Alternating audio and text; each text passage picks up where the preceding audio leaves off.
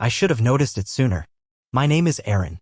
I'm 35 years old and I live in Ann Arbor, Michigan. I write software for a living, mostly back-end systems for a logistics company. It's not glamorous, but it's stable. My wife, Natalie, is 40. She's a tenured professor of cultural anthropology at the University of Michigan. We met our sophomore year, she complimented the book I was reading in the library, and we ended up talking for hours. Neither of us dated much before that. We just clicked. For years, we were inseparable. Bookstores instead of bars. Takeout and documentaries. That kind of thing. Being with her always felt like home. But something changed. It started around the time she joined this new academic group, a high-profile research consortium with other professors from around the country.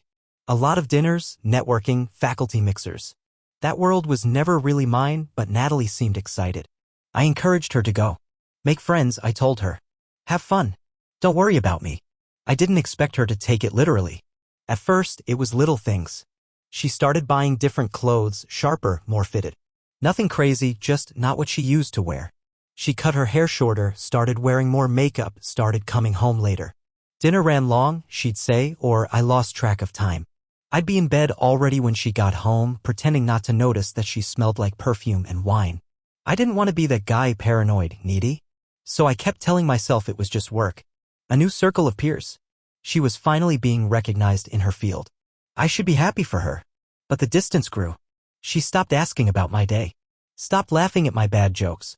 Some nights, I'd try to initiate something, even just a kiss or a back rub, and she'd flinch like she was too tired to even be touched. Then came the name. Dr. Kasim. He was a visiting scholar from Oxford, she said. Brilliant, charming. He gets it, she told me one night while folding laundry. You know? Real intellectual compatibility. We can talk about anything. I nodded, but something twisted in my gut. I asked her what they talked about. She shrugged. Politics. Culture. Modern identity theory. You wouldn't be into it. That part stung more than it should have. I didn't say anything for a long time. Just watched as she drifted further away from me. She went out more often. Stayed longer. Stopped texting when she was out. Sometimes I'd hear her laugh from the hallway as she was on the phone in her office, a warm, flirty kind of laugh I hadn't heard in months. I started sleeping on the edge of the bed. She didn't seem to notice.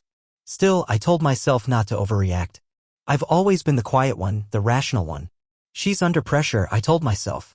High-stakes academic circles, deadlines, the stress of being a woman in academia, it all adds up. Maybe this was her way of coping. But deep down, I knew something wasn't right. One night, after she came home late again, reeking of red wine and expensive cologne, she leaned over my shoulder and said, "You know, Aaron, maybe you should come to one of these mixers. It might help you open up a little." I turned around slowly. "You think I need to open up?" She smiled, but it didn't reach her eyes. "Well, I just think you might like the company." That night, I couldn't sleep. I stared at the ceiling while she breathed softly beside me, wondering who she'd really been laughing with 3 hours earlier. Wondering how long it had been since she saw me as anything other than background noise. I still loved her, but something had cracked. And no matter how hard I tried to pretend it hadn't, the sound of it kept ringing in my ears. It started on a Sunday afternoon. I was doing what I usually did, cleaning the coffee maker, folding towels, trying to keep the house in order while Natalie worked on her laptop in the living room. She'd been quiet all morning. Not distant exactly, but thoughtful. Like she was building up to something. "Can we talk?" she said finally. I turned off the vacuum and sat down at the edge of the couch. "Of course." She set her laptop aside and looked at me like she was trying to gauge how much I could take. "I've been thinking about us," she said. Not exactly a comforting opener. She went on. "I love you, Aaron. You know that. I always will. But don't you ever wonder if we missed something?" "Missed what?" I asked, confused. "Experience," she said. "We've only ever been with each other. That's not normal. We went from college to marriage without exploring anything else. That's not how people grow anymore." I just stared at her, trying to figure out if this was one of those theoretical discussions or if there was a trap door waiting to open underneath me. "I don't feel like I missed anything," I said. She smiled, not cruelly, just sadly, and reached for my hand. "That's because you're safe. You don't crave change the way I do." There was a long pause before she said the next part. "I think we should try opening the marriage." I pulled my hand back like it was on fire. "What?" "Just for a while," she said quickly. "Not in a reckless way, not just sleeping around, but thoughtfully. as a way to reconnect with ourselves, with each other. I laughed, but there was no humor in it. Is this about Dr. Kasim? She blinked. No, absolutely not. Because that's convenient, I said. You meet this guy, start staying out late, and suddenly we're talking about bringing other people into our marriage? He's not part of this, she insisted. This is about me, about us. I'm suffocating, Aaron. I need to feel something again. Don't you? I wanted to say no. I wanted to scream, but I just sat there. What happens if I say no? I asked finally. She didn't answer right away. I'll try to be okay with that, she said, barely above a whisper. But I don't know if I can keep pretending we're enough for each other forever. The guilt started after that. Not in one big wave, in a slow, steady drip. She didn't pressure me outright. She just started making comments. You know, all the best relationships are evolving now. Monogamy was designed for a different era. Don't you want me to be happy too? It wore me down.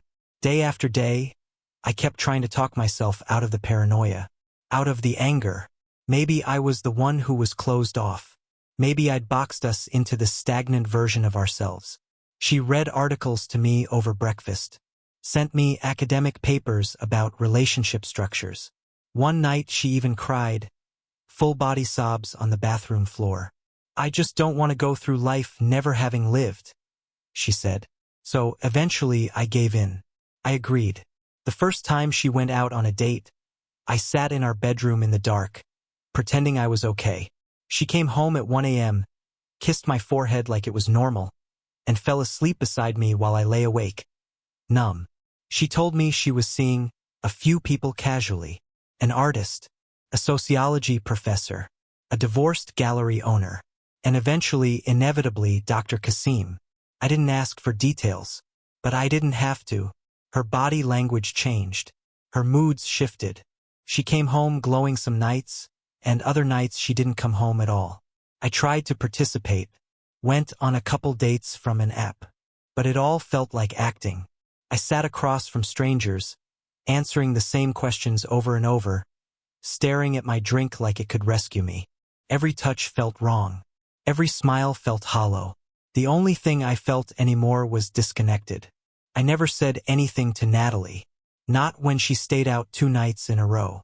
Not when I found her heels tossed carelessly by the front door with a scarf that wasn't hers. Because I had agreed. Because this was what she wanted. And the worst part? Somewhere deep inside, I wondered if letting her have it would be the only way I wouldn't lose her entirely. By the time November rolled around, we barely felt like a couple. Natalie had a new energy about her, a lightness. She started bringing home obscure bottles of wine and talking about French film theory at dinner like we were in a grad seminar. Her wardrobe changed again. Flowy, layered, always paired with some artsy jewelry. She said Dr. Kasim helped her pick out on a trip to Detroit. She never said they were dating. She didn't have to. We stopped sleeping in the same bed most nights. She claimed it was to protect each other's rest patterns. I let her. It wasn't worth fighting about anymore. That's around when I met Jihyun. It was at the main library of all places. She dropped her phone on the stairs, and I picked it up for her. I didn't know what to say, so I made a joke about how this was the kind of meet-cute that would have happened in the 90s. She laughed. Not politely, genuinely. Her eyes crinkled. She was an architect. Recently moved from Seoul to work for a firm designing public learning spaces. She said she liked buildings that didn't need to prove anything. Quiet confidence, she called it. I don't know how it happened exactly, but I started looking forward to bumping into her. She was soft-spoken but curious. Every word felt like it mattered. She didn't try to impress me. She didn't ask how I processed my relational dynamic. She just listened. After a few casual coffees at the library cafe, I invited her to my office one afternoon to see some of the visual modeling I was doing. She stayed for 3 hours, asking questions no one had ever bothered to ask. She didn't look at me like I was background noise. A few weeks later, we kissed in her car. I hadn't planned on it. It just happened. No fireworks, no chaos, just quiet, steady warmth. And for the first time in over a year, I felt something real. I didn't tell Natalie right away, but she figured it out. One night she came home and found me folding laundry in the living room, smiling to myself like a damn teenager. She tilted her head and narrowed her eyes. "You seeing someone?" she asked. I looked up. "Yeah, I am." She blinked, then smiled too quickly. "Good. That's good. We said we'd be honest." I nodded, unsure what came next. Over the next few days, she asked about Jihyun more and more. Not directly, always couched in fake curiosity. "So what does she do? Is she younger? Does she know you're married? What do you two even talk about?" I told her the truth. Jihyun liked books, nature, quiet. She asked me things like what I was like at 16. She made me soup when I was sick. She remembered things I didn't realize I'd said out loud. Natalie scoffed at that. "Wow," she said. "So you finally got your soft-spoken dream girl." I looked up from my laptop. "Is that what you think this is? Some kind of rebound fantasy?" She shrugged. "I just find it interesting. You never opened up with me like this. And now suddenly you're emotionally available." I stood up. "I wasn't emotionally unavailable. You just stopped asking." The room went quiet. Then I said it. "You're still seeing Kasim, right?" She didn't answer. "You've been sleeping with him for months. Don't deny it." Her mouth opened, then closed, then opened again. "It's different," she said finally. "It's not the same." "Different how?" She crossed her arms. "Because you and I are built from 20 years of love. We're not just chemistry. I feel you slipping away, Aaron. That's what scares me." I laughed, bitter and small. "So it was fine when you were slipping away. But now that I'm not just waiting at the door with a leash in my mouth, suddenly it's a problem." Natalie's eyes welled up. She wiped them angrily. "I didn't mean for any of this to happen." "Neither did I." She sat down on the edge of the couch, holding her head in her hands. "This wasn't supposed to break us. It was supposed to wake us up." "Well," I said, grabbing my jacket, "you woke me up, all right?" And I walked out the door, not to punish her, just to be somewhere I didn't have to justify needing peace. The first time she cooked in weeks, it was some elaborate Moroccan lamb dish that filled the house with spices and citrus. She wore the green sweater I'd once said brought out her eyes. My favorite record was playing softly in the background. Everything felt curated, like she was staging a memory. I came home from work and found the table already set. She looked up from the kitchen with a smile too bright to be real. "Hope you're hungry." I was too tired to argue. I sat down, let her pour me a glass of wine. We ate in silence for a bit before she started talking about a show she'd started watching. Something with emotional complexity and nonlinear structure. I nodded politely. Halfway through the meal, she reached across the table and touched my hand. "I've missed this," she said. I didn't pull away, but I didn't respond either. That weekend, she showed up at my office unannounced. Something she never did. She brought lunch from the Korean place I liked, acted like it was spontaneous. I hadn't even told her I'd be working. On Sunday, she came into the bedroom wearing lingerie I hadn't seen in years. She climbed into bed beside me, brushing her fingers across my chest like we were still newlyweds. It wasn't unpleasant. It wasn't forced. It just didn't register. Something in me had shut off, like a light switch I couldn't find anymore. We went through the motions, and when it was over, she curled into me like nothing had happened. I stared at the ceiling, thinking about Jihyun's quiet apartment, the way her fingers wrapped around a mug, the sound of her laugh when she caught me mispronouncing Korean words. The next morning, I asked Natalie about the sudden change. She was making coffee, humming to herself like it was just another weekday. "What brought all this on?" I asked gently. She looked up. "I just realized I haven't been showing you enough how much I love you. And I do, Aaron. You're still my person." I let the silence hang. Then I said it. "You didn't seem to feel that way when you were off finding yourself in someone else's bed." Her face fell. She set the spoon down carefully. "That's not fair." I stared at her. "No? You spent months telling me how intellectually stifled you felt. How monogamy was limiting your self-actualization. And now suddenly you're here with lamb and lingerie. She stepped forward, hands trembling slightly. Because I was wrong. I blinked. What? I thought I needed something more, she said, voice cracking. I thought I was missing out. That if I didn't explore that part of myself, I'd wake up in 20 years and hate you for it. And do you? No, she said quickly. God, no. I hate myself. I didn't know what to say to that. She started crying then. Real tears, not the performative ones. She sank onto the kitchen stool and covered her face with her hands. I broke it, she whispered. I broke us. I stayed quiet. After a long moment, she looked up. I want to close it. The marriage. I want to go back. Start over. Can we do that? I stared at her. You want to go back, I said slowly. But only now that it's not working out with him? No, she said quickly. It's not about him. It's about me realizing what I've done. I lost myself, Aaron. And in the process, I almost lost you. I folded my arms. So why did you do it in the first place? She opened her mouth. Then shut it. I don't know, she whispered. I thought it would make me feel alive. I thought if I didn't chase it, I'd regret it forever. And now? She looked at me with red-rimmed eyes. Now I regret all of it. I nodded. You'll need to be honest about the real reasons, Natalie. Not the intellectualized versions. Not the ones that make you sound brave. The truth. She wiped her nose with her sleeve. Okay, but I wasn't sure I believed her. Because sometimes people apologize not because they understand what they've done, but because they see the wreckage and want someone else to help clean it up. We sat on opposite ends of the couch in our therapist's office, a little too polite, like coworkers waiting for an HR meeting. Natalie had her notebook in her lap, not for notes, but for comfort. I kept my hands in my hoodie pocket and stared at the rug. It was the kind of sterile, overpriced pattern that screamed calm but intellectual. The therapist, a middle-aged man named Dr. Levin, cleared his throat. Natalie, last week you said you wanted to share something, he said gently. She nodded, her jaw tense. Yeah. I think I need to explain some things I haven't been honest about. With Aaron and with myself. I didn't react. I just waited. Natalie looked down at her lap, then up at me. I told you before that the open marriage was about experience. About growth. But that wasn't the full truth.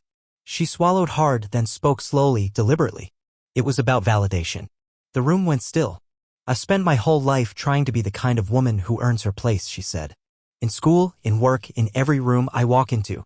And when I got invited into that academic circle, the consortium, it was like I finally got the golden ticket. I wanted to belong. She exhaled. Most of the women in that group were single or divorced. They were sharp, progressive, bold. They talked about monogamy like it was some outdated relic. Like being in a long-term marriage made you small. Invisible. Some of them even joked that they'd never take career advice from a woman who had a husband and a mortgage. I raised my eyebrows but said nothing. At first, I laughed along. But deep down, I felt embarrassed. Like I had to prove I wasn't soft. That I could be intellectual and free and desirable at 40. She looked over at me. And then Kasim noticed me. I clenched my jaw, trying not to let my face show anything. He flirted. Challenged me. Told me I had dormant wildness. That I was performing domesticity. And my friends, my new friends, they encouraged it. One of them said he's a once-in-a-lifetime rupture. Let it happen. She winced. So I leaned in. I convinced myself it was all for self-actualization. That it was healthy. Modern. But it wasn't. It was cowardice dressed up as liberation. It wasn't about Kasim. Or sex. Or philosophy. It was about being seen. The therapist nodded. And when did you realize that?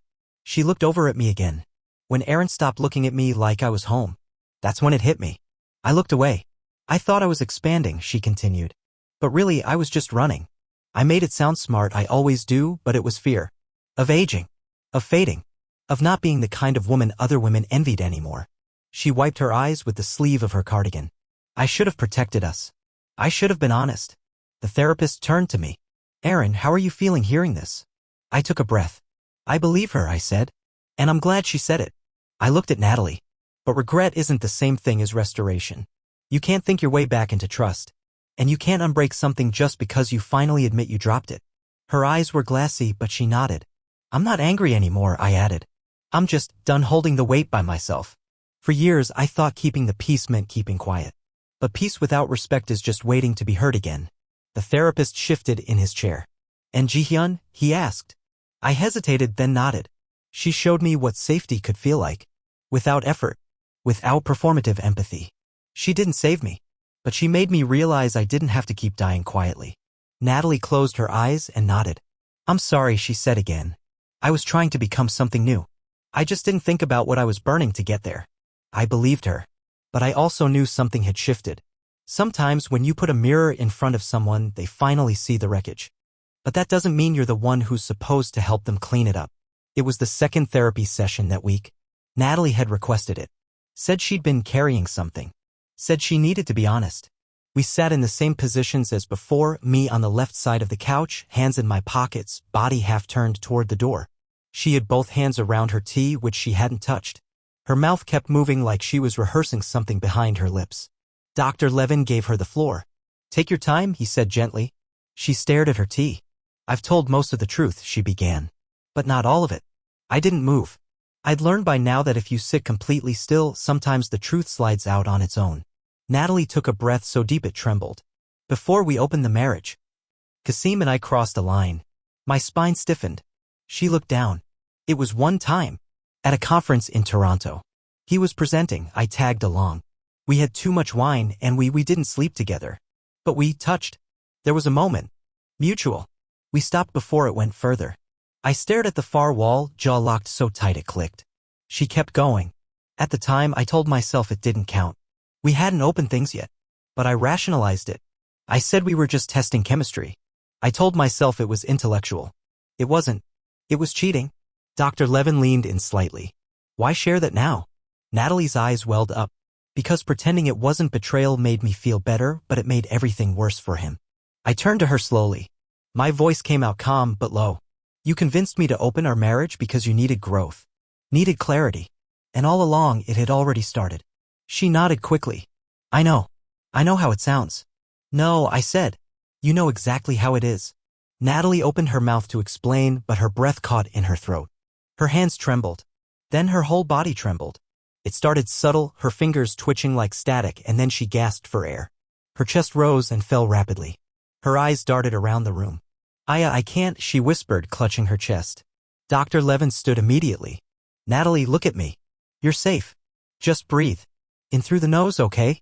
She doubled over, shaking hard now, sobbing as if something deep inside had burst. Her whole body collapsed inward. Dr. Levin moved beside her, talking her down in soft, rhythmic tones. I sat frozen, watching a woman I'd known for almost 20 years unravel right in front of me, and I didn't know whether to reach out or walk out. Eventually, the storm passed. She wiped her face with her sleeves, eyes red and glassy, looking 10 years older than when we'd walked in. Dr. Levin sat back in his chair, visibly shaken but composed. I turned to him. So now what? I asked, quiet but firm. He hesitated. That depends on what you need next. I looked at Natalie. She wouldn't meet my eyes. I need space, I said. She sat up straighter. Aaron, please. I'm not ending anything right now, I said. But I can't keep living in a house where every month a new version of the truth gets revealed like an episode of a show I didn't agree to watch. She reached for me, but I stood. No, I said gently, stepping back. I need space. I'm not doing this because I'm punishing you. I'm doing this because I finally understand what it means to protect myself. She buried her face in her hands and began to cry again. Dr. Levin looked at me, and for the first time there was no neutral expression on his face. He just nodded, like he'd seen this moment before in a dozen other rooms with a dozen other couples who tried to intellectualize their way through grief. I stepped out into the hallway, the door clicking shut behind me, and felt something shift in my chest, not relief, not closure. Just a quiet decision. This time, I was walking away to think, not to fix. Back home, the air felt stale. Everything looked the same, but nothing felt familiar. I moved like a guest in my own house, grabbing a duffel from the closet, packing deliberately.